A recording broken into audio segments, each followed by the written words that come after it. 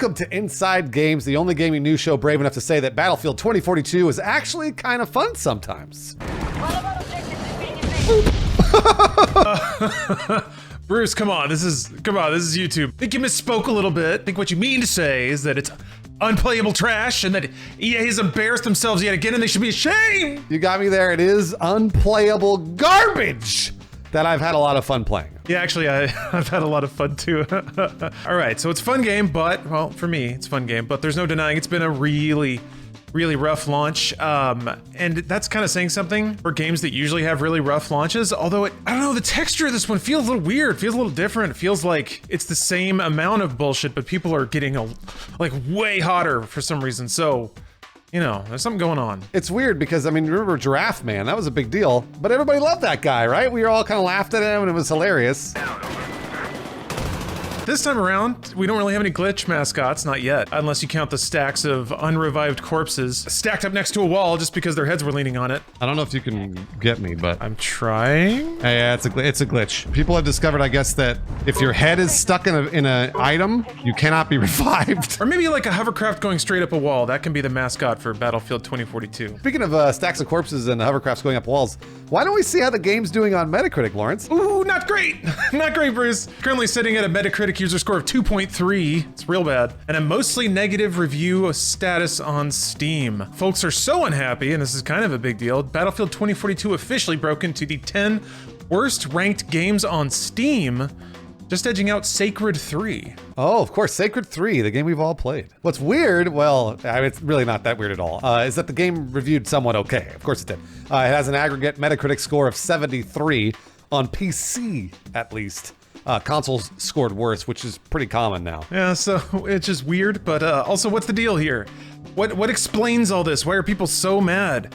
Are brave journalists like us, are we just cashing checks from EA to say that the game's good when it's really trash? Or is this a situation of gamers just being little gamer babies and pooping their little gamer pants all over the internet, crying over nothing? Those are the only two options, huh, Lawrence? Is that it? That's all we got? Yeah, yes. It's the internet. You pick a side and then you yell. Battlefield. Well, we got the yelling covered, so we're gonna bravely look at the launch of the game and see actually what is going on. We're gonna try, you know. So one way or the other, there's just really no denying objectively that this game's not ready to launch, or at least it wasn't. It's buggy, it crashes, it takes multiple attempts to get in a match. There's just too many problems with how the game ought to work on a very baseline manner. Yeah, there's lots of glitches, so you can't revive people if their heads are rubbing against anything in the game. The hovercraft vehicles are crazy overpowered. They could drive up walls. They're insane. They're so much fun.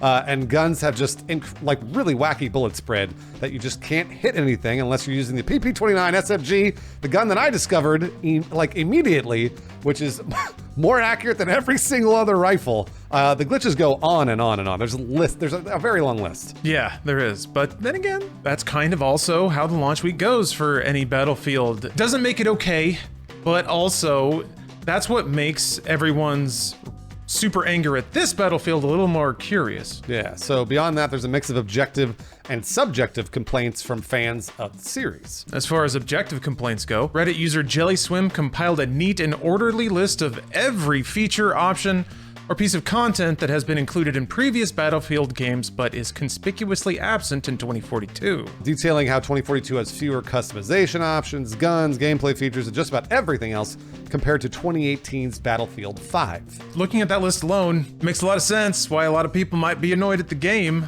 even upset, if the perception is that you're paying the same amount of money for less stuff. Especially if one were to pay a premium price for early access to that game. Not knowing how stuff deficient the game actually ended up being. That would suck, wouldn't it, Bruce? That's what I did, Lawrence. I paid to that premium price for that early access. Despite the reduced gun count, lack of levolution, whack-ass gun balance, 2042, it really does still have that Battlefield insanity. It's one of those deals where the list of missing features sucks, but it's not been enough to spoil the Battlefield experience that's still there, at least for me, and I think for Lawrence. Yeah, for us. That's kind of the core of it. Other Battlefield fans have taken issue with some more subjective changes that 2042 introduces.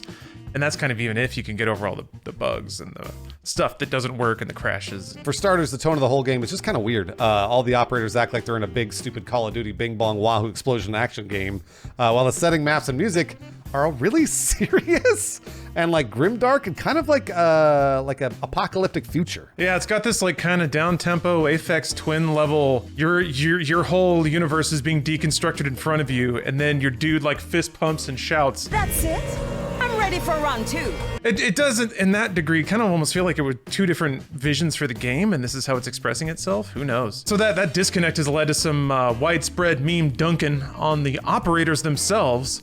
Their loud personalities and stuff, which is, you know, kind of deserved if we're being honest. They kind of tend to stick out not in a good way. Luckily, you could just turn their speech all the way down so you don't hear them shouting all the time. Spectacular.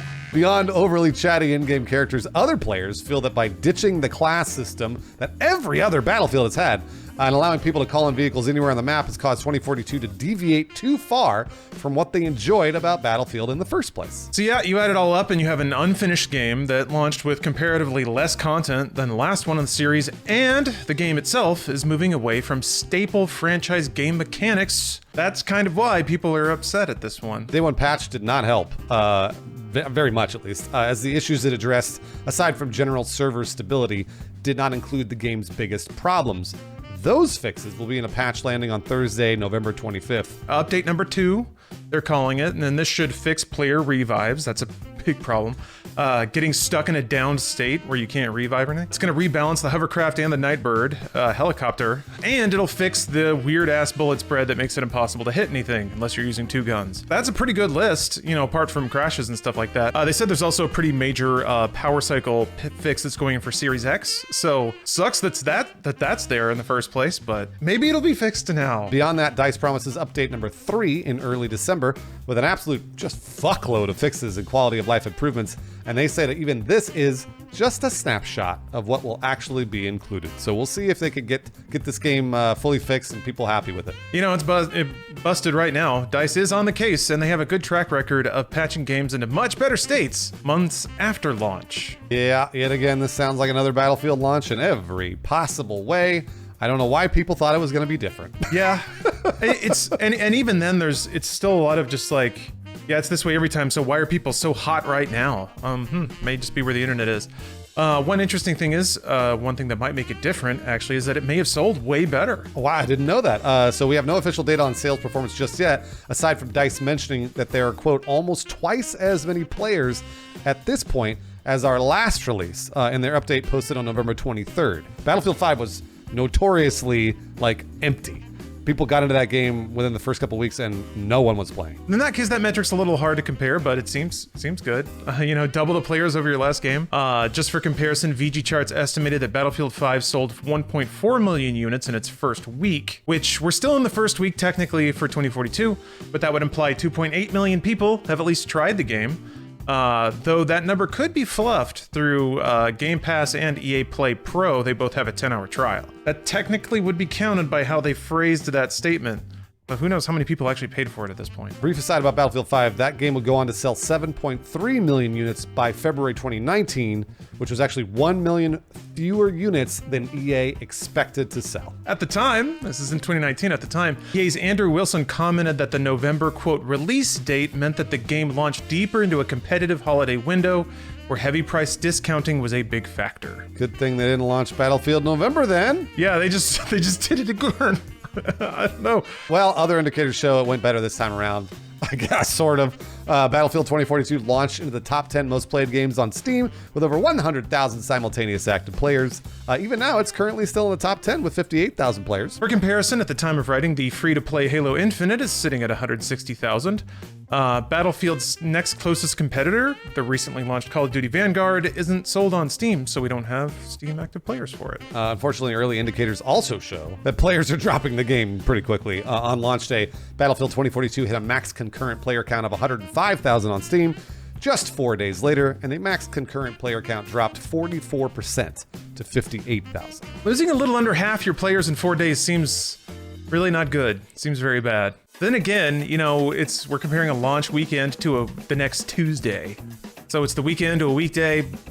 Oh, could be a drop off there. Maybe DICE will roll out some chonky patches like they say they will in 2042. We'll be able to retain enough players so that it doesn't take me forever to queue for Hazard Zone, because I really like Hazard Zone, but the queue is fucking broken. I mean, I still haven't played it because the one time we tried, there was nothing popping, so I don't know what the heck. So yeah, get back in Hazard Zone, everybody. I want to try it out. And to throw it all the way back to our original question about whether is Battlefield 2042 unplayable trash. Seems the answer, like most things in life, somewhere in the middle. The game is kind of busted and unfinished, but there's still a fun game in there, provided that the fundamental changes to the basic formula didn't wipe out what you like about it. If you're really into the classes and some of the specific gunplay, this one's going to be kind of rocky. But if you want to throw a C4 on stuff and blow yourself up and flip things upside down and have a tank land on some dude's head, that's still in there. It's pretty cool. It's still frustrating to see games launch before they're ready, though, and 2042 sales are anything to go by. It really doesn't matter. This happens again and again with Battlefield, and it seems like it just always will. This is the yelling time. The yelling's back. Yep. There's got to be something we could do. How do we rise up? It's time to rise up again. You don't buy the game. You don't buy the game. Also, if they had launched this in February or whatever, and they said, "Oh, wait 3 months, the game will be fixed," it won't be fixed. Battlefield, it's not gonna be fixed, guys. Battlefield is I hate to say it, but it's a really complex game, and DICE always launches with bugs. So just don't buy DICE games if you don't like Battlefield. Sorry, everybody. It's just the way it goes. Interesting. Okay. All right. Yeah. I mean, it's not gonna be. And also, by the way, probably if they launch it in February, it does worse sales. Because if it launches in November, I know it's against... they never could have predicted Halo Infinite's release the same week that the game came out. But since it's on the holidays, it gets bought up a lot more. And I would assume if they launch in February, they're probably going to be way worse. I don't know. I could be wrong. But I would assume EA has numbers on this. Yeah, that's conventional wisdom, and you're right. Halo Infinite skipping up was an unexpected road bump. That's kind of interesting. Yeah. Yeah, there's people who get super worked up about it, like, how can we allow this? What can we do? Honestly, Bruce, I'm kind of with you on this. It's hard to get upset about it anymore. It's just like the cycle turns enough, and this is just how it's going to be. Like, the sales are there. You and I cannot buy it because, we've been through this before, but if enough people do, that's just how it goes. I don't know. Yeah. Sunrise, sunset, another Battlefield. In a couple of months, people probably get over it, too. Fittingly, the most upvoted post in the Battlefield subreddit is acknowledging the cyclical nature of this entire thing.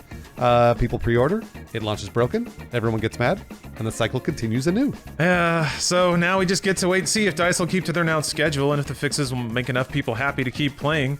They have a good track record there, so, It's really bad for sales, by the way. If they launch like that over and over and over, and then they have to fix it over the course of 3 or 6 months, that's terrible for their sales.